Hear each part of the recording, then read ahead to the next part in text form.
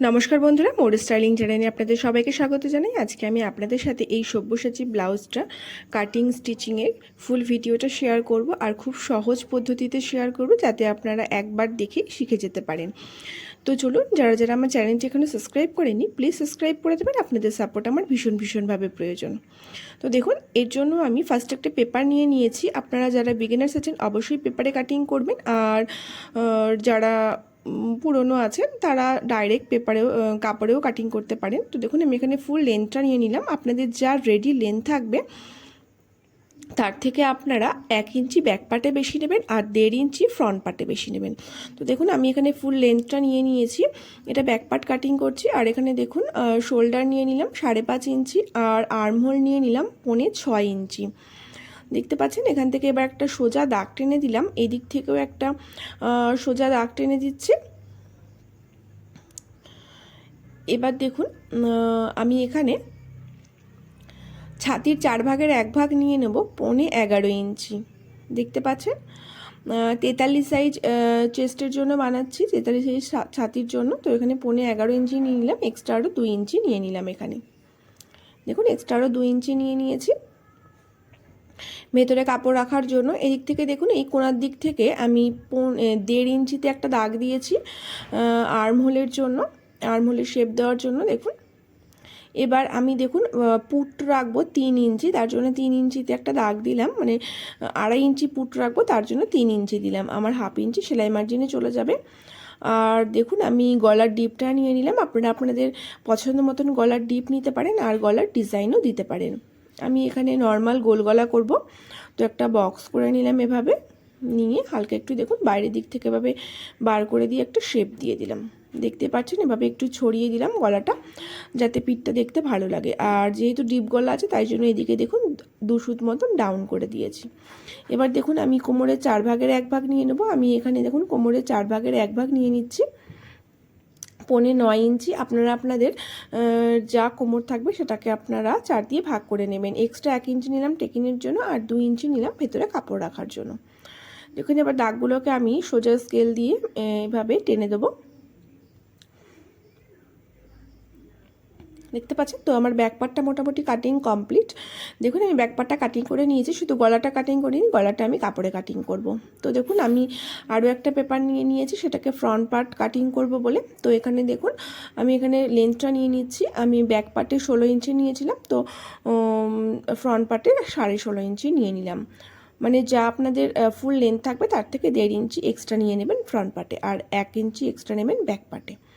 তো দেখুন, এভাবে এক্সট্রা নিয়ে আমি এখানে দাগ টেনে দিলাম। আমি যেমন আর্মহোল পুট যেমন নিয়েছিলাম শোল্ডার, সেরকমই সব নিয়ে নিলাম 5.5 ইঞ্চি 6.25 ইঞ্চি নিয়ে দেখুন এরকম বক্স করে দিলাম। আর এখানে 11.5 ইঞ্চিতে ছাতির মাপটা দিয়ে দিলাম, আর এক্সট্রা আরও 2 ইঞ্চি নিয়ে নিলাম।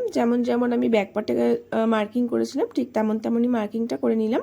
এদিক থেকে 3 ইঞ্চি দাগ দিয়ে দিলাম। এবার দিকে দেখুন, ফ্রন্ট পার্টে আমি গলা নেব, গলার লম্বাটা 8 ইঞ্চি নিলাম আর চওড়াটা নিলাম 3 ইঞ্চি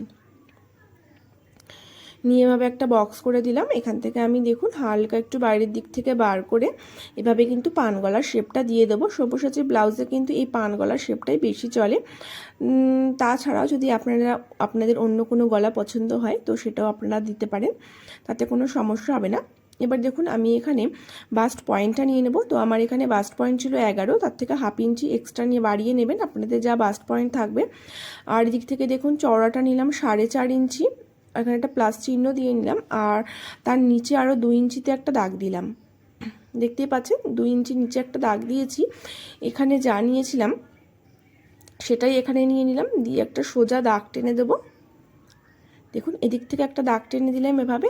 আর এই যে 2 ইঞ্চিটা ডাউন করেছি এটা কিন্তু একটা সূত্র, এটা কম্পালসারি সব সাইজের জন্য। আর যেখানে ফিটিংস লাইন আছে তার থেকে দেখুন 1.5 ইঞ্চি ভেতরে আমি আর একটা দাগ দিলাম। যে ফিটিংস লাইনটা ছিল তার থেকে 1.5 ইঞ্চি ভেতরে একটা দাগ দিলাম, এটাও কিন্তু কম্পালসারি সব সাইজের জন্য। এখান থেকে দেখুন, যেমন আমি কোমরের চওড়াটা নিয়েছিলাম সেই কোমরের চওড়াটা এখানে নিয়ে নিলাম। এভাবে আমি দাগটা ফার্স্টে দিয়ে দিচ্ছি, তাহলে আপনাদের বুঝতে সুবিধা হবে। তো দেখুন, দাগটা দিয়ে দিয়েছি। এবার আশা করি আপনাদের বুঝতে সুবিধা হচ্ছে। আমি এবার এই 3টে পয়েন্টকে আমরা মেলাবো। দেখুন আমি এভাবে ফ্রেঞ্চ কার্ভ স্কেল দিয়ে দাগগুলোকে মেলাচ্ছি। আপনাদের কাছে এই ফ্রেঞ্চ কার্ভ স্কেলটা না থাকলে আপনারা কিন্তু হাত দিয়ে ডট ডট করেও এভাবে মেলাতে পারেন। একবারে মেলাতে যাবেন না, ডট ডট করে মেলাবেন, তাহলে কিন্তু লাইনটা সুন্দর হবে। তো দেখুন আমি এভাবে ডট ডট করে ফার্স্টে মিলিয়ে নিয়েছি। এবার আমি দাগটাকে একটু গাঢ় করে দেবো। তো যারা যারা আমার ভিডিওটা দেখে আমার পাশে আছেন তাদেরকে জানাই অসংখ্য ধন্যবাদ। আর ভালো লাগলে ভিডিওটি অবশ্যই একটা লাইক করে দেবেন। আর যদি কোনো কোয়েশ্চেন থাকে অবশ্যই আমাকে কমেন্ট করে জানাতে পারেন। এবার দেখুন এখান থেকে একটা দাগ টেনে দিচ্ছি আমি ডট ডট করে। এটা কিন্তু আমি এখন কাটিং করব না। তো দেখুন আমি কোনটা কাটিং করব সেটা আপনাদেরকে দেখাচ্ছি। এই যে দাগটা দিচ্ছি এই দাগটা কিন্তু এখন কাটিং করব। তো এটা একটা পার্ট হবে আর এই নিচেরটা একটা পার্ট হবে আর নিচে বেল্ট আছে। তো আপনাদের কাটিং করে দেখাই, তাহলে বুঝতে সুবিধা হবে। তো দেখুন কাটিং করে নিচ্ছি, যে ডট ডট দাগটা দিয়েছিলাম সেটা কিন্তু কাটিং করে নিই, তার নিচেরটা কাটিং করেছি। তো এই নিচের বেল্টটা আর উপরের পার্টটা আমাদের যেমন আছে তেমনই রেখে দেবো, কাপড়ে ফেলে কাটিং করে নেব। আর এই মিডিলের যে পার্টটা বেরিয়েছিল সেটা কিন্তু শুধু আমাদের একটু বাড়াতে হবে। তো দেখুন একটা পেপারের ওপরে আমি বসিয়ে এভাবে পিন দিয়ে ফার্স্টে সেট করে নিলাম। আর যে দুটো পার্ট আছে ওপরের পার্টটা নিচের বেল্টের পার্টটা, ওই দুটোকে আমাদের কিচ্ছু করার প্রয়োজন নেই, ওইগুলোকে শুধু কাপড়ে বসিয়ে আমরা কাটিং করে নিলেই হয়ে যাবে। শুধু এই পার্টটাকে আমাদের এক্সট্রা করে বাড়াতে হবে।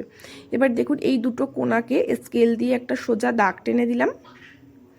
দেখতে পাচ্ছেন একটা সোজা দাগ টেনে দিলাম স্কেল দিয়ে। এবার আমরা এই পার্টটাকে সরিয়ে দেবো। আর এখানে দেখুন তীর চিহ্ন দিয়ে রেখেছিলাম, এদিকেও আমি তীর চিহ্নটা দিয়ে দিলাম। এটা কিন্তু হুক ভর্তি ভাটপট্টি যেদিকে হবে সেদিকে আমাদের বসবে। এখান থেকে দেখুন আমি বাস্ট পয়েন্টের চওড়াটা দেখে নিলাম 4.5 ইঞ্চি। তো 4.5 ইঞ্চিতে একটা দাগ দিয়ে দিলাম। আর এখান থেকে দেখুন 1 ইঞ্চি ডাউন করে দিলাম। এটাও কিন্তু কম্পালসারি যে কোনো সাইজের জন্য। দিয়ে এই যে 4 ইঞ্চি দাগটা দিয়েছিলাম আর এই 1 ইঞ্চি দাগটা এটার সাথে আমরা কিন্তু এভাবে মিলিয়ে দিলাম। এবার নিচ থেকে যেহেতু আমাদের সেলাই মার্জিন প্রয়োজন হবে, তার জন্য সেলাই মার্জিনের জন্য আমি এরকমভাবে 3 সুত মতন দাগ দিয়ে দিলাম। তো আপনারা যতটা সেলাইতে কাপড় খাওয়াবেন তো সেই হিসেবেই কিন্তু আপনারা এই দাগটা দেবেন। যদি 1/2 ইঞ্চি সেলাইতে কাপড় খাওয়ান তাহলে 1/2 ইঞ্চি দেবেন, আর 3 সুত খাওয়ালে 3 সুত দেবেন। তো দেখুন এবার আমি কাটিংটা করে নিচ্ছি। তো কাটিংটা কিন্তু অবশ্যই খেয়াল করে দেখবেন কোথা থেকে আমি কাটিংটা করলাম, দেখতে পেলেন। এবার আমাদের কিন্তু 3টে পার্ট একেবারে কমপ্লিট।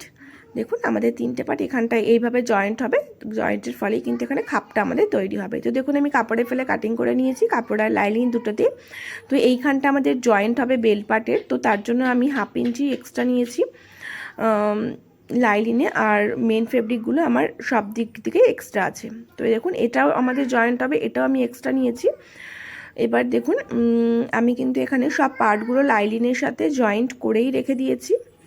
সবটা ভিডিওটা ডিটেলসে দেখাতে গেলে ভিডিওটা অনেক লেন্থি হয়ে যাবে, সে কারণে আমি অফ ক্যামেরায় কিন্তু এগুলো সেলাই করে রেখেছি। এবার দেখুন আমি বেল্টের পার্টটা কীভাবে সেলাই করেছি। এই বেল্টের পার্টটা কিন্তু আমি শুধু যে দিকটা কোমরের দিক সেদিকটা শুধু সেলাই করেছি, আর এই অন্য দিকগুলো কিন্তু আমি জয়েন্ট সেলাই করিনি। তো চলুন এই পার্ট দুটোকে ফার্স্টে আমি আপনাদেরকে জয়েন্ট করে দেখাই। তো দেখুন পার্ট দুটোকে কিন্তু যেরকমভাবে কাটিং করেছিলাম সেরকমভাবে আমি কিন্তু সোজাসুজি রেখে নিয়েছি। আর অবশ্যই সেলাই করার আগে দুটো পার্ট কীভাবে সোজাসুজি রেখে নেবেন, রেখে একটার ওপর একটা এভাবে তুলে দেবেন, দিয়ে এরকমভাবে ঘুরিয়ে ঘুরিয়ে কিন্তু আমাদের সেলাইটা করে নিতে হবে। তো আমি একটা পার্ট আপনাদেরকে সেলাই করে দেখাচ্ছি, চলুন। তো দেখুন হুক পার্টের দিকে, হুক ঘাটের দিকে আর কি, হুক পট্টিটা আর আর্মহোলের দিকে যেদিকে ছিল সেদিকে কিন্তু বসিয়ে নেবেন এভাবে সেট করে নিয়ে। আমি এখানে পিন দিয়ে ফার্স্টে সেট করে নিলাম, নিয়ে এভাবে আলতো হাতে ধরে কিন্তু সেলাইটা করে নেব। এইখানে কিন্তু কোনো কাপড় টানাটানি করবেন না, তাহলে কিন্তু ছোটো বড়ো হয়ে যেতে পারে। তো এখানে আমি ডবল সেলাই দিয়ে নিয়েছি, আপনারাও চেষ্টা করবেন অবশ্যই ডবল সেলাই দিয়ে নেওয়ার। তো দেখুন কি সুন্দর খাপটা রেডি হয়ে গেছে, দেখতেই পাচ্ছেন। এভাবে কিন্তু সেমভাবে কিন্তু আমি আর একটা কাপড় রেডি করে নিয়েছি। এবার চলুন এর গলার ফিনিশিংটা দেওয়া যাক।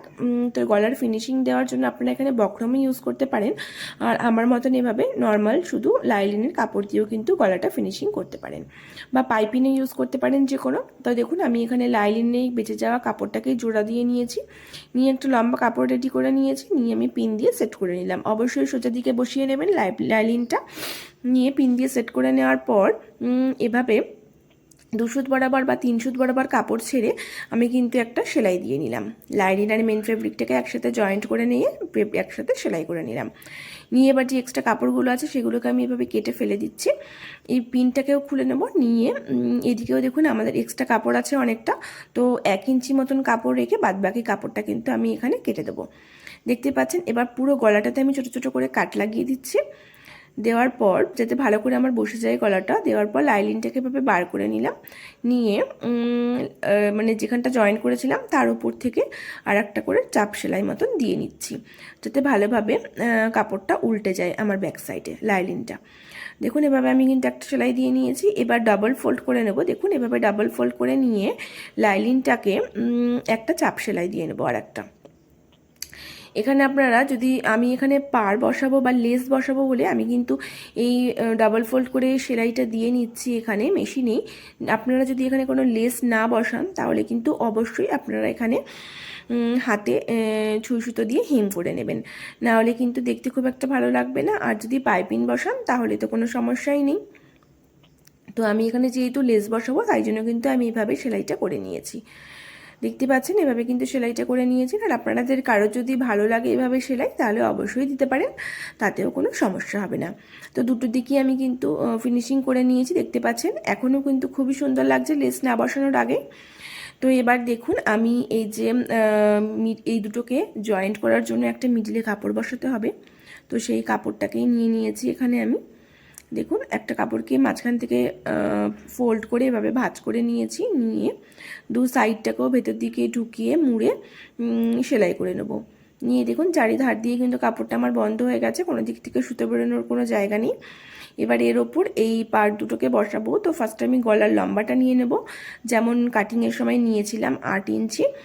তো দুদিকেই দেখুন সেমভাবে কিন্তু আমি একই দাগ দিয়ে দেবো 8 ইঞ্চিতে। দিয়ে দেওয়ার পর মিডিলে বসিয়ে নিলাম কাপড়টাকে। এভাবে সমান করে ভালো করে বসিয়ে নেবেন ধীরে সুস্থে, নিয়ে পিন দিয়ে সেট করে নেবেন। দেখুন এভাবে পিন দিয়ে সেট করে নিচ্ছি আমি ফার্স্টে। দেখতে পাচ্ছেন পিন দিয়ে সেট করে নেওয়ার পর আমি কিন্তু এর উপর থেকে এবার সেলাইটা করে দেব। দেখতে পাচ্ছেন এভাবে আমি ফার্স্টে সেলাইটা করে দিচ্ছি। আর আমার ভিডিওটা দেখে যারা আমার পাশে আছেন তাদেরকে জানাই অসংখ্য ধন্যবাদ। আর যারা আমার চ্যানেলে নতুন আছেন ভিডিওটি ভালো লাগলে অবশ্যই একটা লাইক কমেন্ট আর পারলে একটা শেয়ার করে দেবেন। আর আমার চ্যানেলটিকে সাবস্ক্রাইব করে দেবেন, আপনাদের সাপোর্ট আমার ভীষণভাবে প্রয়োজন। এবার দেখুন আমি এই সিলভার কালারের লেসটা নিয়েছি, তো এই লেসটাকে আমি গলার দিকে বসিয়ে দিয়েছি এভাবে। দেখুন এভাবে কিন্তু আমি বসিয়ে দিয়েছি। আপনারা চাইলে এখানে অন্য কোনো লেসও ইউজ করতে পারেন আপনাদের চয়েস অনুযায়ী। এবার দেখুন আমি বেল্টের পার্টটা জয়েন্ট করব, তো এইভাবে কোণার মানে একদম মিডিল থেকে আমাদের জয়েন্ট করতে হবে।